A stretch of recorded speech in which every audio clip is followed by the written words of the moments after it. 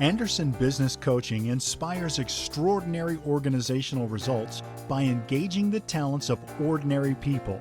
ABC opens the communication links from the top to the bottom of the organization to tap into an untapped reserve of creative ideas and solutions by the people who do the work every day. Secondly, we identify external resources that have the experience and capability to develop systems and processes that the internal staff can manage.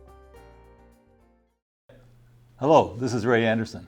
Welcome to another episode of Catapult Your Business with Good-Hearted Leadership.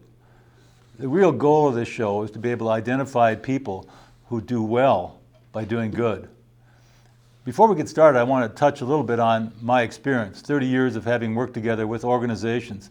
And there are a number of things that I've learned about good-hearted leadership that I try to find people who represent that in our community. And the 5 principles that we've been able to use that we found are extremely effective and used by all good-hearted leaders are these. One is having a unified vision. You know, it's very hard to get to where you want to go if everybody's going in a different direction. And I think one of the things that we see today are ways in which we can get the community involved to make these things happen so that we're all on the same page. Frontline, management, and executives. Second thing is fearless communication. I can't tell you the number of times I've talked to CEOs who've told me that they have an open door, and when I go to the front line, that person who's executing their strategy, he tells me, last time I brought it up, I was called a troublemaker, and they never bring it up again. 3 is appropriate skills. It amazes me how in America today, our idea of training is to say you're hired and you give somebody 5 minutes to work with them, and that's training. To train appropriately requires resources that make a difference, and so that's where we're going. Number 4 is meaningful incentives. And when I talk about this, we know from research, money doesn't motivate as much as challenge, as belonging, as a sense of being a part of something important. So that's where we want you to go. And finally, the necessary resources. My experience with small business America is they tend to hire what they can afford, but they never get the capacity they need. And so today we're going to be talking to Carl Dameron from Dameron Communications, who is in PR. And if you're in business, you're probably saying, what do I need PR for? This is an example of how people many times misunderstand the value of a capacity that they don't have that could elevate and transform their business. And today it gives me a great pleasure to be able to introduce Carl Dameron. Carl, it's good to have you here today. Pleasure to be here. Thank you so much for the invitation, Ray. Oh, you're welcome. Carl, you know, what I'd like to do is begin by focusing a little bit on, you know, how did you get here, and tell us a little bit about your journey, because it's an interesting story, and I'd like to have you share with the audience how you managed to get in this position and where you started and how you got to here. Well, thank you. I'm going to start with my favorite joke about, you know, where I come from. And, Yeah. So you want to know where I came from originally, right? Sure. My mother. Yeah, that's right. That's right. Good. Now, when I was young, I was one of the space race kids, born in '59, so I wanted to be an astronaut. Right. So I trained myself, I was going to be a scientist. And then I went to when my older sister went to the University of Redlands, she had a jazz show that she did on Friday nights. So I would go and sit in on her jazz show. And that's where I really got the bug for radio. And I'm an avid science fiction fan. And one of the big issues with technology that you read through science fiction is that it is getting people to understand the old Frankenstein complex, that with new technology, people are afraid of it. So I was at Cal Poly, I double majored in electrical engineering and communications. So that's an interesting mix. Carl Sagan made me understand that when you can explain complex things so that the layperson can easily understand it with his series Cosmos, that is the key. That some people say you can sell anything if you can finance it. Well, you can sell things when people understand it. They say don't sell the steak, sell the sizzle. Right, right. So it's the communicators that have the ability to sell the sizzle. So while I was at Cal Poly, I'm double majoring and I'm on a radio station, and I hated electrical engineering because it was drawing little lines on paper. And then I went to mechanical engineering, because I was a licensed mechanic at 17. Yes, I like working with my hands. Right, right. And I know you have cars, but that's another story. I'm a car nut and a bike nut, and so I was involved in that, and I just loved it. And then I also had the opportunity to work with one of my roommates, and we ran the first write-in candidacy for CSU president in the history of the whole California State University system, the 22 campus system, and we got him written in as president. My shorts wearing, bearded, flip-flop wearing roommate, he became the president. Really? Of the student body at Cal Poly Pomona, and it was fun. So that was kind of your introduction into the PR side as being an effective tool for being able to take the complex, break it down to something simple, so that you could actually change something that seemed difficult to change. Absolutely. Yeah. And while I was at school, I worked on the radio station. You were supposed to pick one career path. Right, right. But I'm greedy, so I worked in all of them: PR, broadcast, radio, TV, marketing. They had this wonderful class at Cal Poly Pomona called wine tasting. So of course I'm going to go take wine tasting. I'm going to get drunk every day. Well, it's a 4-unit class that was actually taught by the head economist there, but it was part of the hotel restaurant management class. So we're not drinking wine. We're actually in a 4-unit university level class that teaches you all about wine. So I learned all about wine. Oh, and that's then, cool. And then I took the next class, so I had 8 units about wine. So now I know all of this wonderful things about appellation control and where wine came from and why. Do you know there's actually a Dameron variety of wine? Well, that's good. Now, was that something in your family origin, or did it just happen to appear? I claim it. Whether it was or not, I'm claiming it. That's right. Let's go back to that word you used that I think is really loaded. You said something about greedy. Greedy. And I think I would kind of spin that as ambitious. As a young man, you were very ambitious, and you were able to pull in a lot of different things together. Because one of the things that I know about you, Carl, is that I've worked with you on the Salvation Army Board and other things. Greed is not really a part of your thinking. You are kind of a give back sort of a guy. And I appreciate that. I use the term greedy because it's funny, but essentially I learned early that knowledge is power.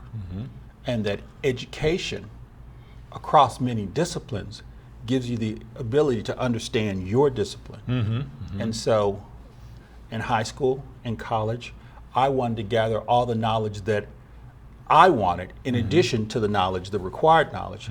You know, the first class I signed up for was scuba diving. And I took 14 units of scuba diving. Became a assistant instructor level scuba diver because that's what I wanted to do. But those are the things, now we call it living. And in the past they call it being a Renaissance person. Right, right. People say you should specialize. You get this vertical and you know everything in this vertical. And that's fine. And that works. And I like to enjoy life. And I wanted to learn the things that I wanted to learn. I wanted to be able to enjoy. I'm a passionate person to work across all those different disciplines and to understand when I'm working in my core capability and I'm working with other people, I understand what they're doing. You know, I learned how to run a video camera. Do I do it now? No. I hire people. And I know it's possible. Right, right. No, that's good. I know how it can work. I know what works. I have edited. So when I'm writing a TV commercial, I am thinking that way. Yeah. I see it. I see it all in my head. I know where the camera position is. I know the angle. I know all that. But then sometimes I just write the spot and I give it to the crew to be creative. Yes, no, that makes a lot of sense. Tell us a little bit, because now what I'd like to do is migrate to where you are today with your public relations firm and Dameron Communications. If you can, you know, you took all that eclectic learning that you had in college and how you applied it in different ways. What got you into the business? Where, you know, how did that migrate? Well, 3/4 through, I'm looking at my engineering grades. And I'm looking at my A's and B's in my communications classes, You know, and some papers I'm writing 30 minutes before I go to class, and it became clear to me that this was my path, and I enjoyed it more. So I focused on that. When I got out of school, took a job out of my field, the Big Trap in Palm Springs, worked there for 3 months, realized this is not what I want to do, left that job, and then picked up a job working for the Riverside County Superintendent of Schools, editing and cleaning film, until I got another job at an ad agency in Corona, and then an agency in Orange County. I wanted to do agency work. I always wanted to do agency work because I didn't just want to sit and, video production is wonderful, but that's not what I want to do all day. Right. I also want to write stories. Right. I also want to write, we call it PR. I also want to, do print. I wanted to do all of those things, and the agency work was there for me. So I worked for several agencies, and then I had a client who wanted me to come and run his in-house agency, and I went to work for him. And in 3 months, we sold all his product. But he was I didn't know this, but he was on the edge of bankruptcy. The things you learn about due diligence that I didn't understand at the time. And so we sold his product, and he couldn't get any more. And so I had a 2-year contract with me, and he said, sue me. Sorry, you did a fabulous job, better than I anticipated. So then I had been working in Orange County, and I didn't want to do that commute anymore. I wanted to work here. Right, so you are a resident of the Inland Empire. This is where you were raised, this is where your heart lies? I grew up in the Midwest. I moved out here when I was 13. I went to Rubidoux High School, lived in Rubidoux, now Harupa. Went to Cal Poly, and when I came back, I lived in Palm Springs, I lived in Riverside, I lived in Harupa Hills and Indian Hills. Now I live in San Bernardino. I love the Inland Empire. I love all of the wonderful things about it. I love the parts that are slow, but if you want to be part of the fast crowd, there is a fast crowd. And if I want to be in Los Angeles or San Diego or any place else, I can be there rapidly. In a short amount of time. I think one of the benefits that people don't realize about the Inland Empire is that in 1 hour I can be in the mountains skiing, an hour later or 2 hours later I can be surfing or whatever. For young people, it's just a fabulous place to live. In high school, we'd get up at 5 o'clock in the morning and go surf for an hour 3 days a week before we went to our first class at 8:30. In Pomona. No, in high school, in Rubidoux. So we could go surf 45 minutes. That's before the big. Before the commute was correct. Yeah. So where else can a black guy learn to surf before he goes to school and be on the swim team? Yeah, no, that's cool. That's cool. It's a fabulous, fabulous place full of wonderful opportunities. And one of the things that I think is really interesting, and I'd like to know more about the PR side of what you do, because there's 2 elements of this that I'd like to share as part of this Good Heart Leadership show. One is that you've done some very, very significant work in terms of helping the communities that you work with, particularly schools, get out there and let people know about the value of schools. How do we reach young people? Tell us a little bit about that, because I think the other thing I've seen personally from you is that you've taken it upon yourself to really help the community, and in particular I'm thinking about the Salvation Army, but there are others that you've helped. Tell us a little bit about that passion and how you've taken your business side and then turned around and helped the community. Knowledge is power. When people have knowledge, my great aunt got her PhD when she was 73 years old. Wow. And she told me education is never wasted. Yeah. When I grew up, it was not if you're going to college, it's what college you're going to. Right. So, and I was always going to go to UCLA until I wanted to be an engineer. And then the top 3 schools were, MIT, General Motors Institute for me, and Cal Poly Pomona or Cal Poly SLO. And I chose Pomona because I didn't want to go freeze at GMI or at MIT. Really. Yeah. But it's the education, it's the knowledge. And I love what I do. I'm one of those guys, if I got the magic $6.2 million today, well, after I took a 1-month vacation, I'd be back doing the same thing because I love what I do. And by working with nonprofit organizations, by working with education organizations, you have a school that's a great school, someplace like the Art Institute of California Inland Empire that teaches creative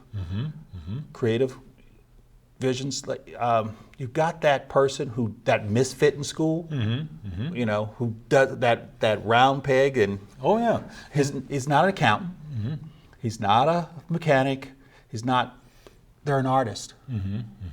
They're an artist. They're a chef. They're into video. They're into audio production. They're a mechanic. Yeah, they like working with their hands. Right. Where do you go? Yeah. Well, the Art Institute gives those people that creative outlet. So to drill it down to the essence is that it's for creatives.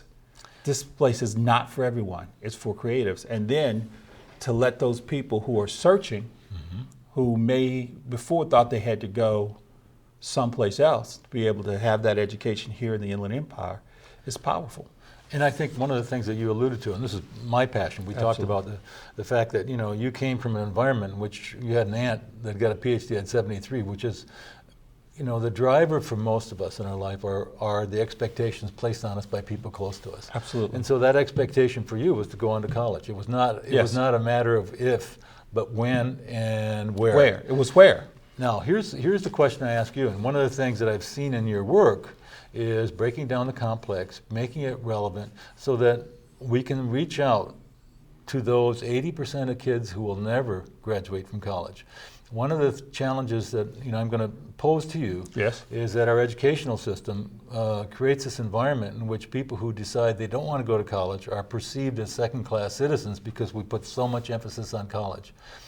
The idea of an education needs to be well-rounded, and there is such a crying need in the Inland Empire for people with blue-collar technical skills, and that's where my heart lies. My dad was a blue-collar worker, and one of the things that I think we've done is we've made it so unattractive for people to go into blue-collar work that they don't even see the value, and even if they did, they'd say, why would I want to be that? And so that's an area where I'd like some feedback from you because you've worked closely with other people. I also work with school districts. I've had the opportunity to work with the Moreno Valley Unified School District, San Bernardino County Superintendent of Schools, San Bernardino Unified. And I want to tell you, the kids, you've got a college track kid, a university track kid, and you've got the kid who you can talk to him about college or university all you want, doesn't want to go. Yeah, exactly. Now, when I was in high school, I took shop. I took shop. Yeah, exactly. I was home economics. I learned to be a licensed auto mechanic in my high school, a certified welder in my high school, certified auto body refinisher. So I was in school with those guys. And I'm gonna say guys because it was guys there. Yeah. And that doesn't mean that women can't do it, but right. I was in school with those guys, and yes, they knew about going to university, knew about being an engineer and doing those things. They didn't want to. They wanted to go build race cars. Right. They wanted to work on cars. They wanted to do custom auto painting. And I got a lot of friends, and that's what they did, and that's what they're still doing. That was their passion. Yeah. That's their passion, And sometimes I've envied them, because they're making six figures. They go home at 6 o'clock every day, and they're not worried about things. They don't get calls at 2 o'clock in the morning because somebody died. No, and I think you're absolutely right. But if I take that picture that you just painted for us, the truth is that those people are your peers. And sometimes my peers. We have baby boomers who went through that vocational system in which they really did look at options. But today, the options are increasingly limited. You're right. The options are coming back. Moreno Valley, they're coming back. They're back in Moreno Valley. They've got some award-winning programs. They're coming back in many school districts because they realize, and here's the thing, you teach every student, you give them the skills so that they can go to college, but they don't have to. You remind them that there are other career tracks.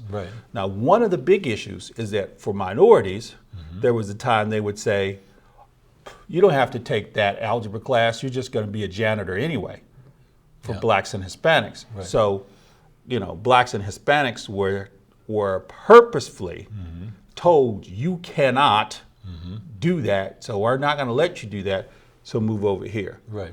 And so there's been we've got a lot of these educators now who are blacks and who are Hispanics who were tracked, who had to fight, who literally, in many opportunities, had to go to the district office so that they could take the classes that they wanted to take. Right. So what they're really saying, and it's not always communicated well, is that we want to teach our students so that they have the option to go to university.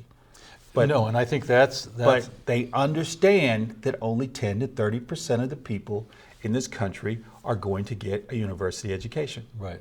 And I think one of the challenges that and what I'm asking you is because as a PR specialist, how do we create this environment in which kids begin to see the value of the blue collar education again, the value of being able to be a technician, that it is okay to start that way, and if they want to go on like your aunt did to get a PhD or a BA at some point in the future, it may be relevant and may in fact be important for them if they take on a business to have a business skills degree, a business administration degree. And I think that's where I'm interested in learning, from your experience working with the nonprofit or the education or the institutional, how do we enable our systems and our PR to be able to effectively transform their thinking, because so much of their thinking today is geared to the wrong things, I would perceive. I would say we talk about choice. One of the issues in school, if we're talking about reaching the students, you talk about choice. You share with them is that you have the freedom to choose. You can choose to be. You can choose to be an astronaut, a rocket scientist, an auto mechanic, or a roofer. And I also say to you that that 70 to 80% of those students see no problem with blue collar work because their mothers and dads are doing that now. Right. That is their acculturation, is blue collar, not university, college education. So actually, what they found is that that's why they're actively pushing these students to go to university and college, because they find that too many of them want to settle because they're not open. So I think the campaign is talking about choice. You have the freedom to choose, and also exposure. Vast majority of people never go more than 9 miles from where they live. No, ironically, that's true, So I'm in advertising. When I walk onto a high school campus, I take my daughters to school every day. Everyone first asks me, are you a preacher? A black guy in a suit, he must be a preacher. Right. And then I tell them, no, I'm in advertising and public relations. And they say, what's that? What do you do? They have no concept of what I do. Well, and I think that's a very important part of what we're trying to do as we move forward, is expose young people to the values of different experiences, different careers, different opportunities, and make it relevant to them. My wife is a math teacher at Beaumont High. Yes. And the biggest challenge she has is making algebra and geometry relevant. And to go back to your point here, is that if I've got a kid who's a gearhead and I start talking to him about the geometry of a suspension, now I've got his attention.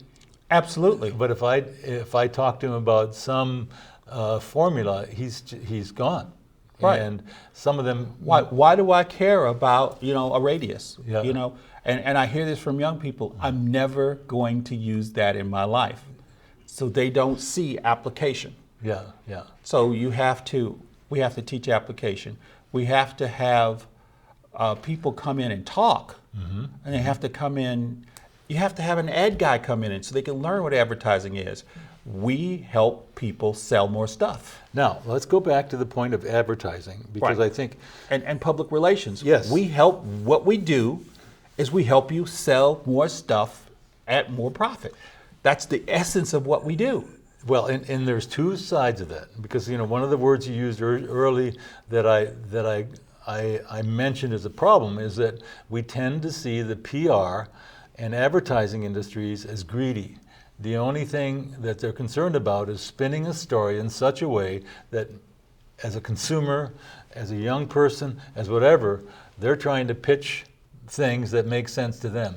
Obviously, the worst example to that is the tobacco industry, who for years had doctors selling cigarettes. Yes. The other side of this, the thing that I've heard you say, Carl, and I'm interested in learning more, how do we take the best of advertising and PR and use that to transform our culture, transform our local community, so that people can see the benefits of what's happening right here? The example from you is the time for change. Right. Well, one of the things is that Joe Sixpack, the public thinks when you spend money on PR or advertising and your government, you've wasted that money. Mm-hmm. That you should not spend money on PR. Mm-hmm. But what they don't understand is that government is a series of rules and laws written by lawyers. Mm-hmm. And every new rule and every new law has to go through the lawyers and through the insurance people mm-hmm. to make sure that they're protected. Mm-hmm. So when you read the rule or the law, mm-hmm. if you're not an attorney or have significant education in law, you can't understand it. Mm-hmm. So you need public relations people like me mm-hmm. who can take that legalese and explain it so that the average person can understand it. Can you give us an example of how you've done that? Absolutely. There are a couple. One you shared with me I really like, and I'd like to take two angles on this. One is the cement plant. Right. That was a very powerful example of right. how you use PR to transform thinking in such a way it helped the community. And then I'm going to let you kind of pick one that you really helped, like Salvation Army, et cetera. Right. So, go ahead. California Portland Cement Company mm-hmm. in 1996, they hired me because the Colton plant, right, mm-hmm. Had the most expensive, they're paying over $1 million a year just in air fees. So it was an old plant and very expensive to operate. But if they use tires as fuel, mm-hmm. burned waste tires, mm-hmm. they could make up to $2 million a year. Mm-hmm. And that was enough to make them profitable. Mm-hmm. Mm-hmm. So they hired me to get the public to accept them burning 2 million tires a year mm-hmm. in the cement kilns. Mm-hmm. Well, the first thing that I said when I got the opportunity to pitch them is, what's the cement and how is it made? My thought in my mind is just go dig it out of the ground and you put it in a bag. Mm-hmm. No, it is a long process. You take silica sand, calcium carbonate from limestone, mm-hmm. iron, and aluminum. You put it in this big tube, and a California Portland cement. They're 1.5 football fields long, 14 feet in diameter, 15-degree incline. The cool end is 1,100 degrees. The hot end is 3,200 degrees. The material goes in one side and slowly rolls down, and the molecules are ripped apart and put back together, and you make a little clinker ball. Then they take that and they grind it, add some gypsum, and the gypsum regulates how fast or slow it sets. So the first thing I realized is people don't know how cement is made. Right. So we did a video, right, that said how cement is made. Mm-hmm. And then now when I say we put the tires in mid-kiln where it's 1,100 degrees, where in 6 seconds or less they're completely consumed, mm-hmm. and then the steel belts in the tires are part of the things known as steel. Mm-hmm. So now we have to put less steel in. So, mm-hmm. and by using tires as a fuel, you reduce the emissions by 20%. Mm-hmm. So now you can visually see it and you get the idea. It's hot. Mm-hmm. It's incredibly hot. It's melting rocks. Mm-hmm. It's so hot. Mm-hmm. So, and that you're going to reduce the emissions. And then I put together a 4-inch thick binder. So I did the research. We found a mm-hmm. wonderful research from the California Integrated Waste Management mm-hmm. Department that talked about using tires mm-hmm.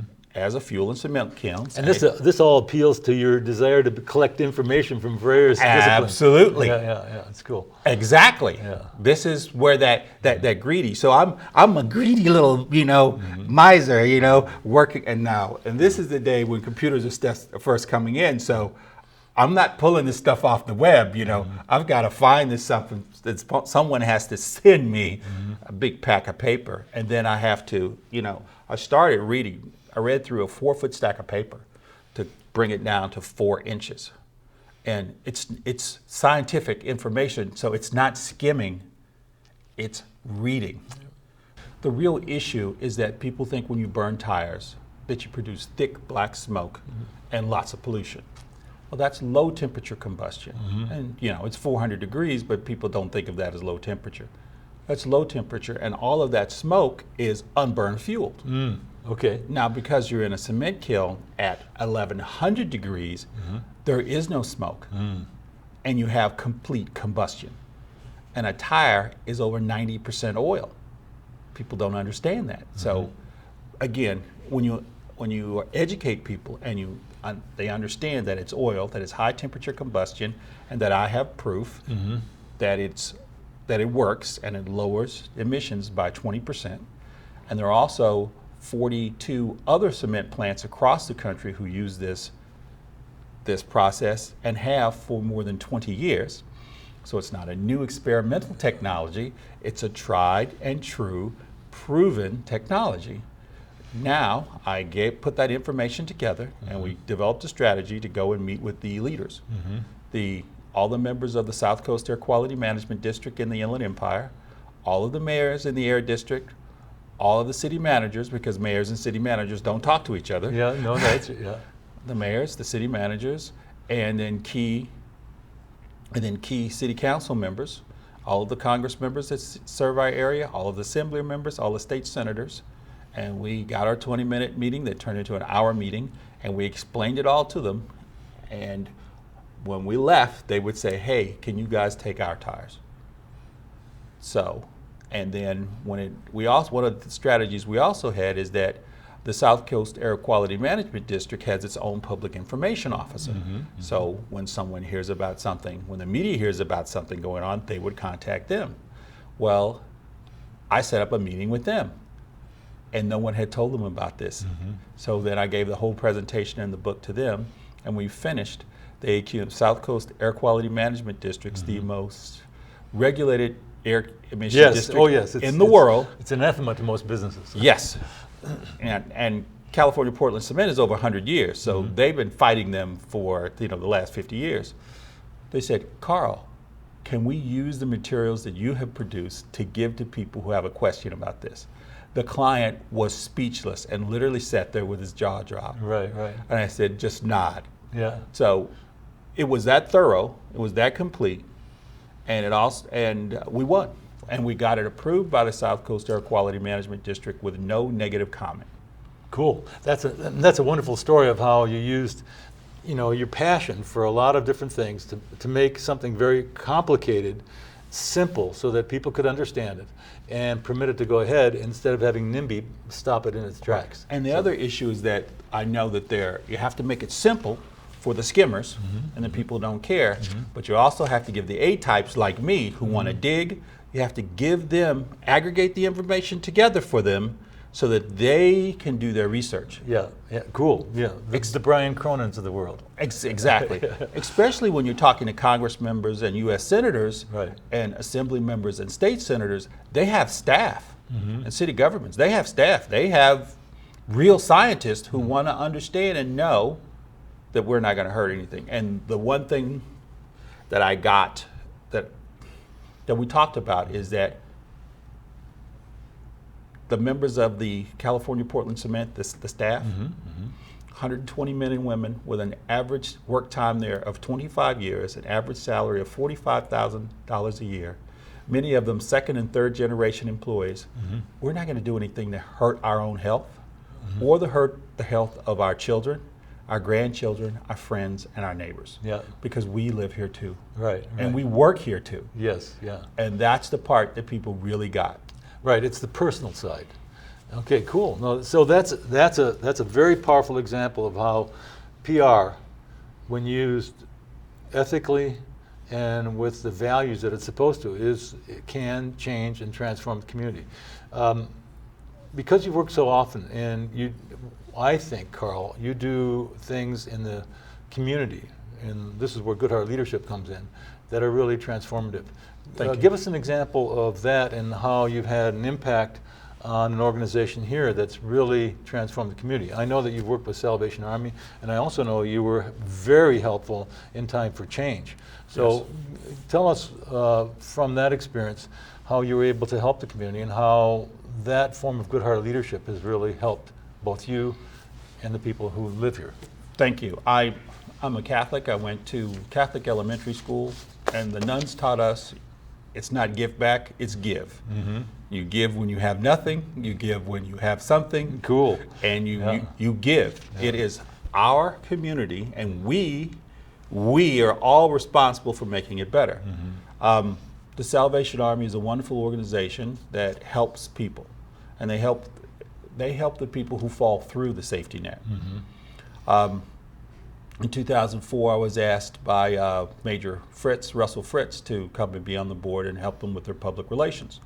And so when I got there, I kind of took that on. Mm-hmm. And I like working with, forgive me, I'm going to say something that may hurt some other people's feelings, real nonprofits. Mm-hmm. A real nonprofit is a place where the CEO is not making $100,000 a year. Right. Because if you're making that kind of money, you can pay me. Mm-hmm. But when we've got an organization that's a nonprofit, and yes, the CEO and the staff has to eat and they have to live, Mm-hmm. but an organization that's making real change and needs real help. Mm-hmm. What I saw is that the Salvation Army operates kind of like a bureaucratic government. Mm-hmm. They believe that everyone knows what they're doing. Mm-hmm. And no one knows what you're doing if you don't tell them. Mm-hmm. No, exactly. It goes back to fearless communication. No one knows what you're doing if you don't tell them. Yeah. And if you don't believe that, think about your wife. No, yeah, that's right. You know, Right. Well, let's not make it personal here. No, you've stepped over the line. There you go. Think about your wife, and she's mad at you because you're late for dinner, and she's got dinner on the table for you, and you forgot to tell her that you had a late meeting and you're not going home. Mm-hmm. So my point is that even with those people that we're closest with, and we have pledged our undying love and commitment and communication to, is that we forget and think that they know what we're thinking, Right. and no one does. Yeah, exactly. Precisely. So I understand that they do that, that companies do that. They just assume, or actually they literally believe that people know what they're thinking. Right. And so you found that mindset even in the Salvation Army. That mindset is in virtually every company. Right. General Motors, those issues with all those recalls because people didn't talk to each other about what they were thinking about. And that's consistent with my experience and why I keep saying there typically is this bridge between the management and the front line. The front line has a lot more cognitive reserve they'd be able to give if people would listen to them, and they finally say, I guess they don't want to communicate with us, so as a consequence, we'll just do our job and let it go. I've spent a lot of time in boardrooms, and all too often the board does not respect the front line. Yeah, absolutely. They do not think that they have the mental capacity. All too often, they don't think they have the mental capacity to give them appropriate and useful information back up the chain. No, and that's true, and I think that's why, as you speak of the Salvation Army, they get people who fall through the cracks, who may have an enormous amount of potential, but really never had the communication, the understanding of how to transform that. One of the things that I find moving about them, and I think you see the same thing, is when you hear people who have been through their program say for the first time in their life they felt love, which is another form of belonging. Feeling Yes. like you're not being judged, but you're being accepted for where you are so that they can start that path. Is that consistent with your own thoughts? And based on their mission, tell me how the PR helps in building the organization. Well, the Salvation Army is also a church. And the Salvation Army believes that God created everyone and that everyone has value. And that we are human beings and we make mistakes. But that God has forgiven every mistake that we're ever going to make. The mistakes, the things, the wrongs, the terrible things that we haven't done yet are already forgiven. So it is not for us to judge, but us to help God's people be better people. And as a Catholic, I believe the same thing. Yeah, yeah. And so the goal is not to punish or denigrate, but the goal is to help people find the path back to their true self. And that feeling that people want to be homeless, every time I hear that, I want to scream. No, they do not want to be homeless. They don't want to live in a confined, bad, terrible environment. Right.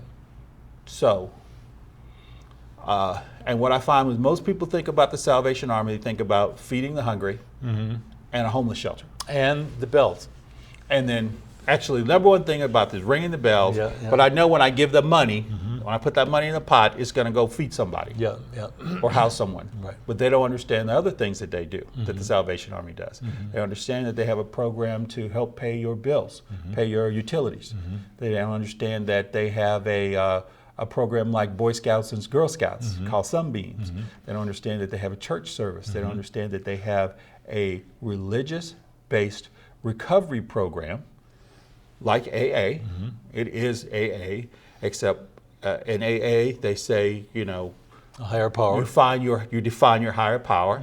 In the Salvation Army, God is the Christian God is our higher power. Right, right. So they're not AA because they use AA principles, but they define God. So it's a religious-based program. Right, right. But they have that, and all of these programs are free to the person using them. They've got a summer camp for kids. Right, right. They've got face painting. They've got a tea once a week for women who can come in and just have tea. And many of them are homeless, and it's just a nice little thing.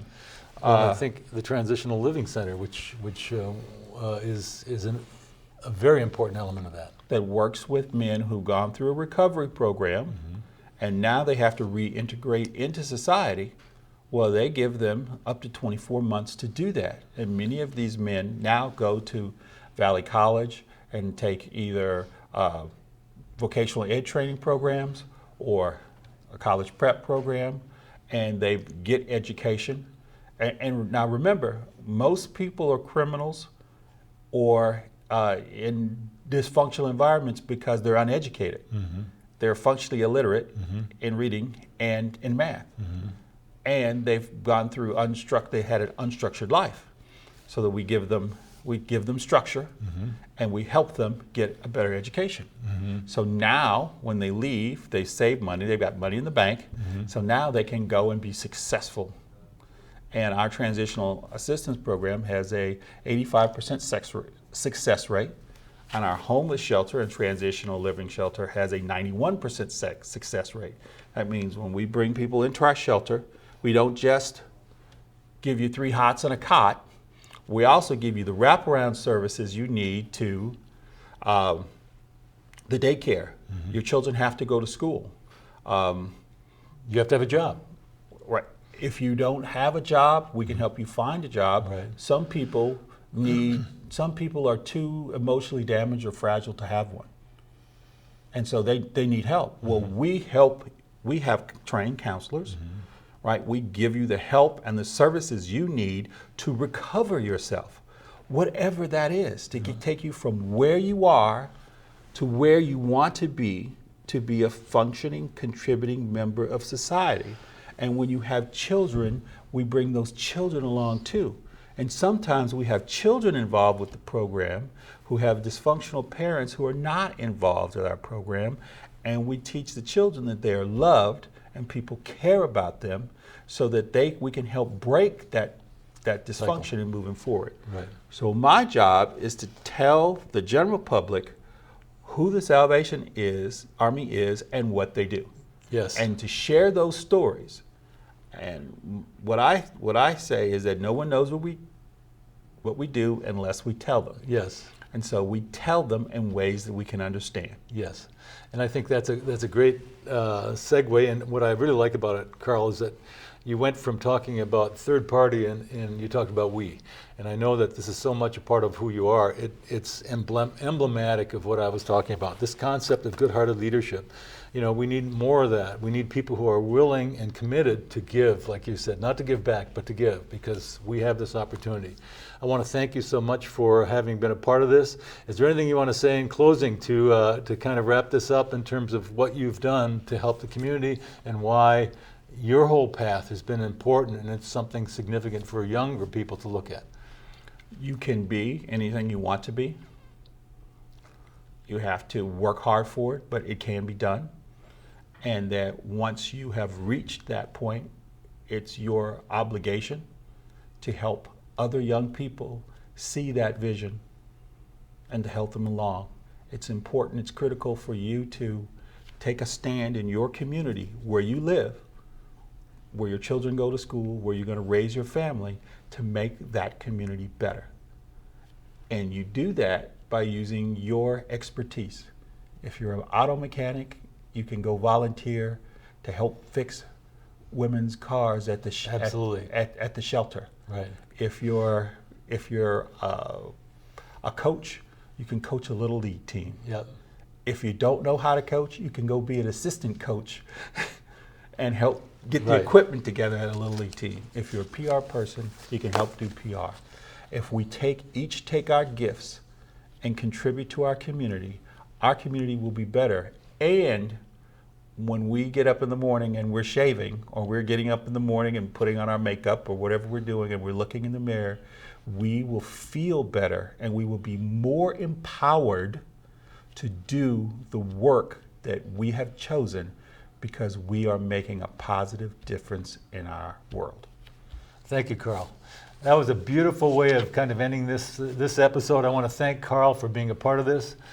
And again, the whole purpose of this show was to demonstrate that there are heroes around us all the time who are making a difference in the community and we don't see about them. You know, the purpose of what we're trying to accomplish here is to help you understand that you have something to contribute. And if we can do that in such a way that we get everybody working together and united in a unified vision with appropriate resources, with the skills necessary to make it happen, we can continue to transform the community one person at a time. And that's what Carl's trying to do, and that's what we're trying to do with this show. Get the information out. There are great people out there doing wonderful things. I'd like to make a segue here to a class that we're offering called Good-Hearted Leadership. It's going to be offered on December 4th and 5th, and it has all these principles that will help you as a leader or a manager be more effective. And I want to leave that with you, and I want to thank you so much. And until next time, this is Ray Anderson.